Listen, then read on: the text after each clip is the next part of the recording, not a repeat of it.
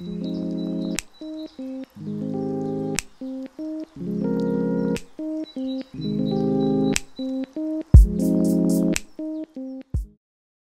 buenos dias, and ahoy. This is AmeriKnížky, an educational video series about beloved American books. Through books, you can interact with people, times, and cultures that you might never otherwise get a chance to meet. In these videos, you can get a summary of an interesting book in English and then decide for yourself if you want to keep reading. This time, we are reading one of the most famous books by one of the most famous Black authors, Maya Angelou's memoir, I Know Why the Caged Bird Sings. Maya Angelou is famous for having beautiful writing and offering wise commentary on current events. The note about her writing is relevant because she never went to university. Yet despite that, she writes beautifully and has had an impact on many people. She was born in St. Louis, Missouri in 1928.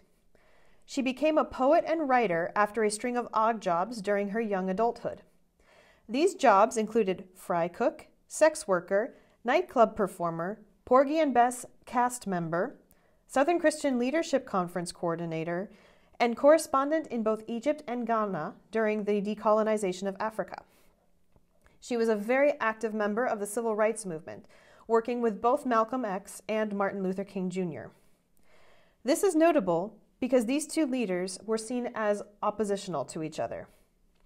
Martin Luther King is remembered, not always accurately, as more of a peaceful protester who marched and wrote but did not do anything violent. This is not entirely the case.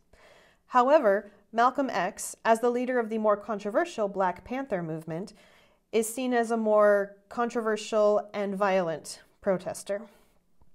The fact that Maya Angelou was involved with both of these sides speaks a lot for her activity and her ability to work with multiple different people in service of the greater good. Among her other awards for literature and contributions to society, to honor her life of service, she received the Presidential Medal of Freedom from President Barack Obama in 2011. I Know Why the Caged Bird Sings is the first of her series of 7 autobiographies. And in the book, she shares intimate, honest views of growing up in the Black community. She shares her wisdom from her mother, scenes from her childhood, and a child's analysis of the world, refined by the perspective of maturity. In her childhood, Maya Angelou experienced racism, not only directed at her and her community, but also amongst the Black community against white people. Throughout the book, she describes these events and analyzes them.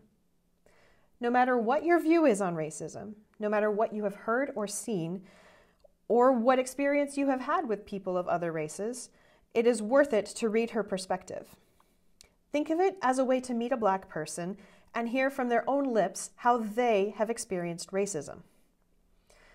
In fairness, I need to warn you, Maya Angelou was molested by her mother's boyfriend when she was in primary school. She shares and describes this experience in this book, as well as her reflections on what happened to her afterwards. It is hard to read, but it is healing for anyone who has been mistreated by someone that they trusted. I want to share some quotes from this book with you. I hope you will find them as beautiful and inspiring as Maya Angelou's life. Pursue the things you love doing, and then do them so well that people can't take their eyes off you.